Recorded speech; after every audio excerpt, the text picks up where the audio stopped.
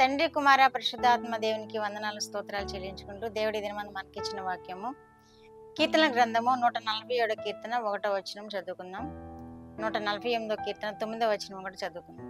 యెహోవాను స్తుతించుడి, మన దేవునికి స్తోత్రగానం చేయటం మంచిది, అది మనోహరము, స్తోత్రము చేయుట ఒప్పిదము.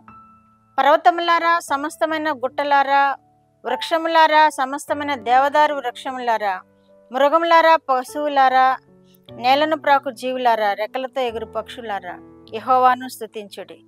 దేవుడి వాక్యం ద్వారా మనల్ని దీవించును గాక. అగ్నివడగండ్లారా స్తుతించుడి, హిమము తుఫాను స్తుతించుడి. అగ్నివడగండ్లారా స్తుతించుడి, హిమము తుఫాను స్తుతించుడి. పర్వతములారా స్తుతించుడి, వృక్షము పక్షులారా స్తుతించుడి. పర్వతము గుట్టలారా స్తుతించుడి, వృక్షము పక్షులారా స్తుతించుడి. స్తుతి ఘన మహిమంతయు మన యేసుకే చెల్లించెదము.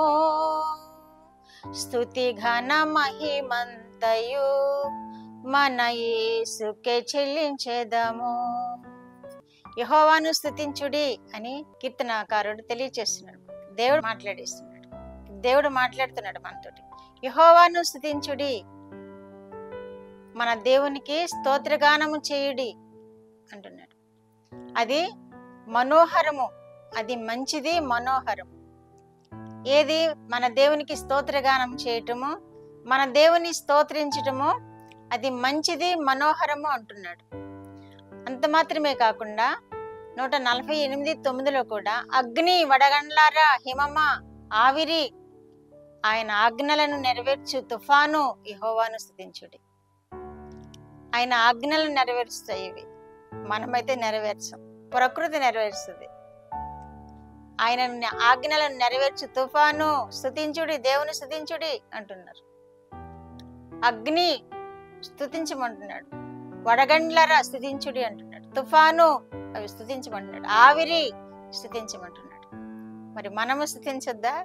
ఈ ప్రకృతి ఎంతో గొప్పగా తీస్తున్నారు దేవుణ్ణి, మనము కూడా స్తుతించమని వాక్యంలో తెలియచేయబడుతుంది. యెహోవాను స్తుతించుడి,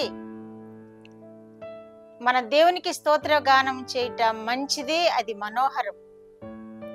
మన దేవునికి స్తోత్రగానం చేసినప్పుడు అది ఎంతో మంచిగా ఉంటుంది, మనోహరంగా ఉంటుంది, మనకి ఆశీర్వాదకరంగా కూడా ఉంటుంది.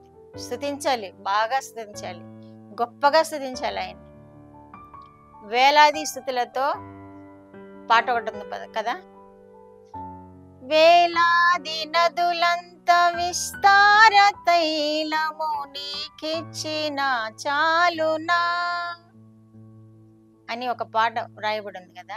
ఆయనకి వేలాది నదులంత విస్తార తైలము కాదు, ఆయనకు స్తుతి చెల్లించటమే ఆయనకి గొప్ప.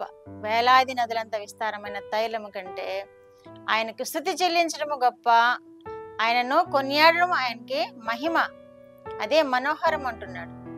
కాబట్టి దేవుణ్ణి మనము స్తుతించాలి, మనము ఘనపరచాలి, ఆయనను కీర్తించాలి, కొనియాడాలి. అప్పుడు మనము దేవుని చేత ఆశీర్వదింపబడతాము, ఆయన బిడ్డలముగా జీవించగలుగుతాము. ఆయనను కొనియాడినప్పుడు మనం ఆశీర్వాదాలు వెంబడి ఆశీర్వాదాలు పొందుతాం. ఈ లోక జీవితం కూడా ధన్యకరంగా ఉంటుంది, పరలోక జీవితం కూడా మనం అనుభవిస్తాం. ఎప్పుడు అంటే దేవునిని స్తుతించినప్పుడు, దేవుణ్ణి కొనియాడినప్పుడు, దేవుణ్ణి మహిమపరిచినప్పుడు అది మనకి మనోహరంగా ఉంటుంది అంటున్నాడు.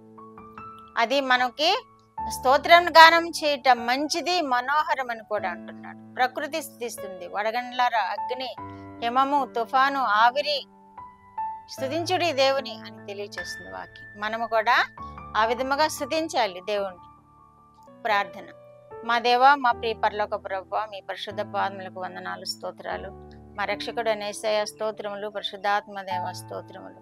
ఇచ్చిన వాక్యం కొరకు స్తోత్రము ప్రభువా. ప్రకృతి అంతా మిమ్మల్ని స్తుతిస్తుంది నాయన. మేము కూడా మిమ్మల్ని స్తుతించినప్పుడు మాకు మనోహరం అంటున్నారు మీరు, మాకు సంతోషం అంటున్నారు, కీర్తి అంటున్నారు కదా ప్రభువా. మేము కూడా మిమ్మల్ని ఘనముగా స్తుతించే భాగ్యం దయచేయండి.